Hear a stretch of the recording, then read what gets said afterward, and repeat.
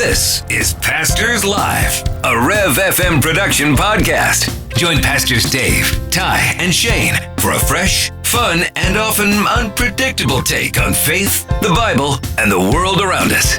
Hey everybody, it's Pastors Live. It's Tuesday, it's March 24th, and we've got our Easter services coming up on the 4th and 5th of April. You're invited to come out. We hope that you're inviting people. What a great opportunity to present the gospel, Jesus Christ crucified, buried, rose again, and that any who put their faith in him would have eternal life. We're going to be talking a lot about how love has triumphed over death, the devil, hell, and we're so excited for that. But we also have our men's conference. So, guys, we got our men's conference coming up, and so Persevere. we're talking about Perseverance, our Resolve Men's Conference. You can register, guys, today at resolvemen.com. Resolvemen.com. So our speakers this year, Dave, our speakers are... We have Miles McPherson, who is a former NFL player for the San Diego Chargers and now the pastor of the Rock Church in San Diego. We have Rob Salvato from Calvary Vista in Vista, California, and one that I know the guys in this room are really excited Absolutely. about. Al Pittman from Calvary Worship Center. He's the pastor emeritus there in Colorado Springs, Colorado. So these are the three keynote speakers. There'll be lots of great exhibitors and vendors. We've got new exhibitors and vendors this year that we're really stoked about.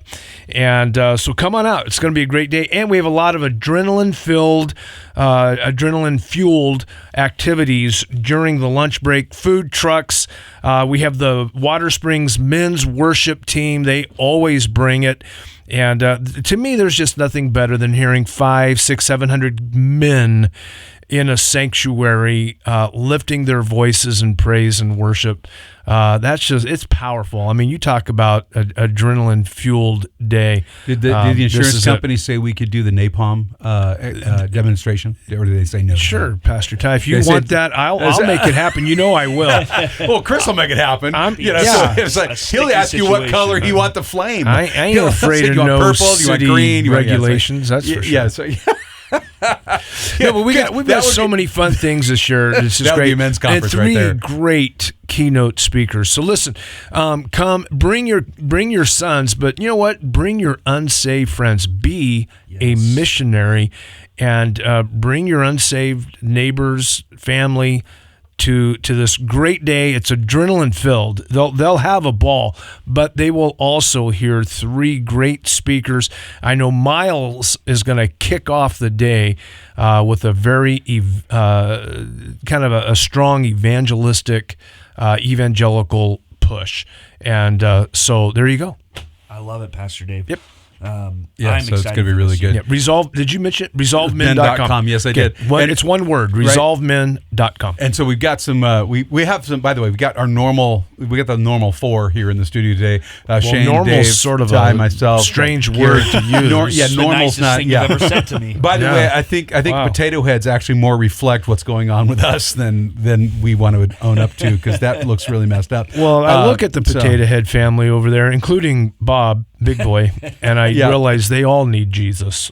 Every one of them. Yeah, desperately need Jesus. And that's a reminder, because we have Miriam and Carly here from Perspective still. We're so thankful you guys are sticking around for the week with us. We're having a great time having these conversations. But Shane, you wanted to make sure that people knew how to get a hold of them. So if you guys have questions about Perspectives, Carly has helped bring Perspectives to Idaho Falls. If you want to bring Perspectives to your town or your city, you can reach out to her.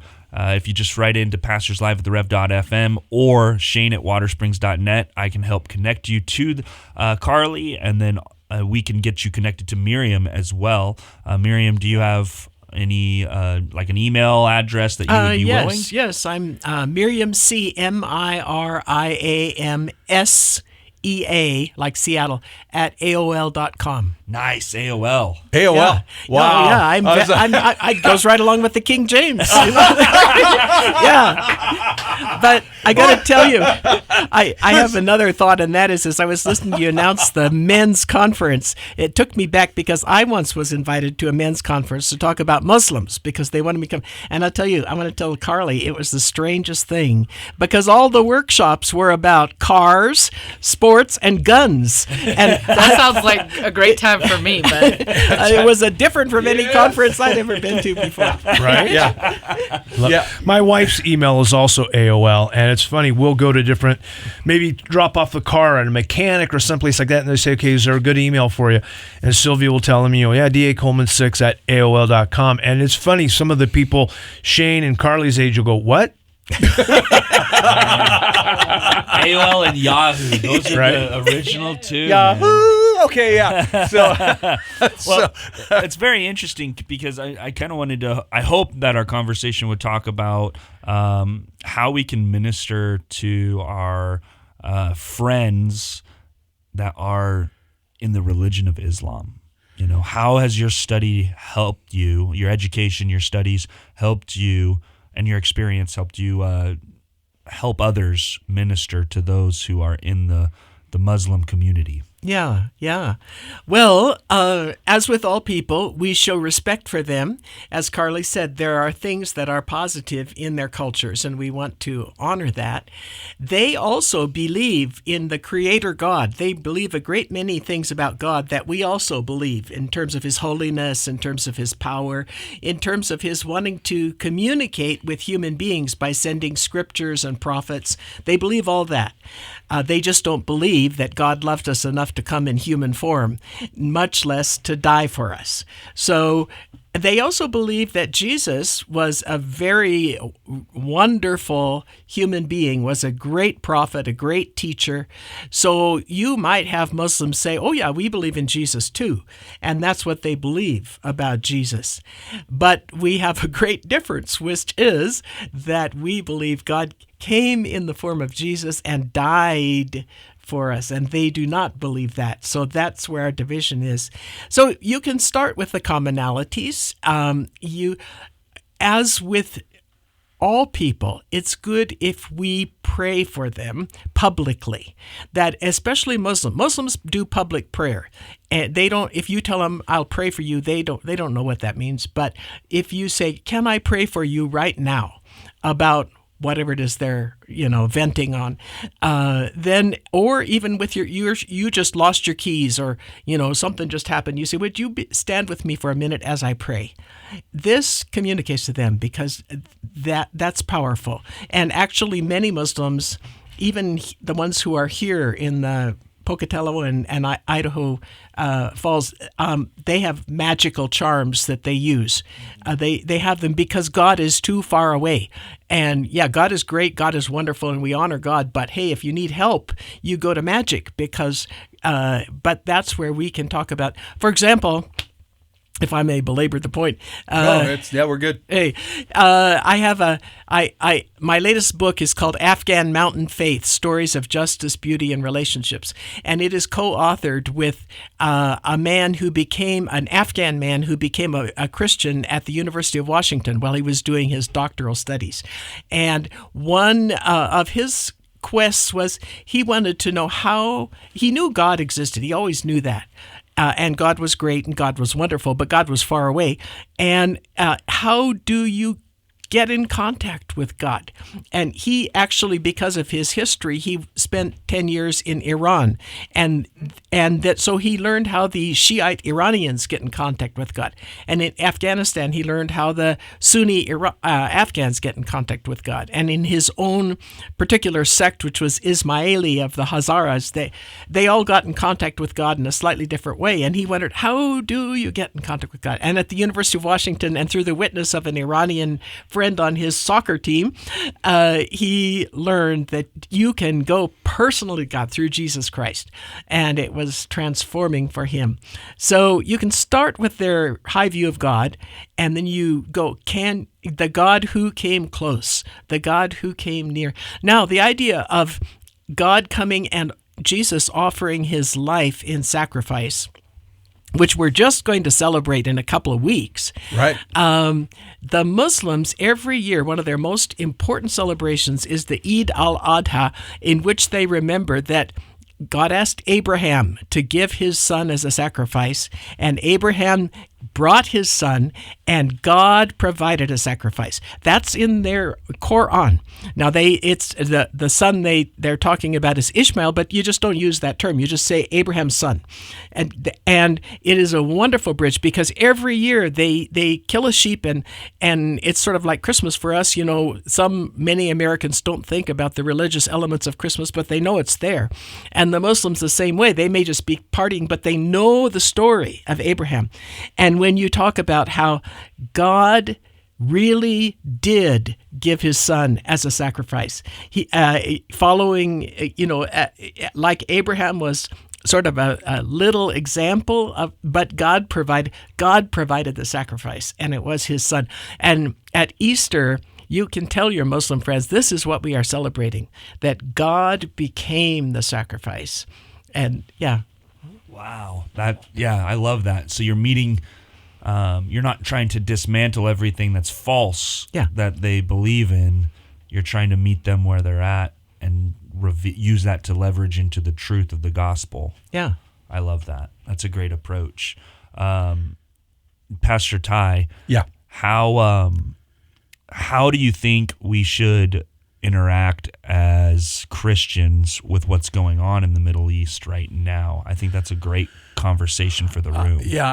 I think first of all, I mean, and I know we've discussed it over the last week, but I think the biggest thing is that we can't be ignorant to the reality of humanity in the crosshairs. To die without Christ is a travesty that it's so sad to me that you would have somebody who doesn't know the Lord die because of political issues. It's like because the gospel is not bound by political borders. Often the gospel is bound by fear, where people are afraid to share, they're afraid to go, but there's also persecution, and there's also like, hey, you can't share, or we're going to shut media down, or things like that. I think one of the things that we as a church need to remember is that God so loved the world that he gave. And that's not a big way. It's how. I mean, that word "so" is how he gave. And so he, in this manner, he loved the world that he gave his only begotten Son, that whosoever would believe in him would not perish, but have everlasting life. And so I think one of the things we need to do is sometimes we need to get our head out of the political issues and get our head back in our biblical issues and realize that we need to be a people that are praying for those that are in harm's way. We need to be lifting them up, and we need to be praying for courage for the Christians that are there. And like you have suggested, how can we equip Christians that are literally on the front lines? And I'm not talking about military chaplains, however, I'm not discounting that either. But I'm talking about people who are Christians that are in the line of fire, and how can we help them or prepare them to be better witnesses?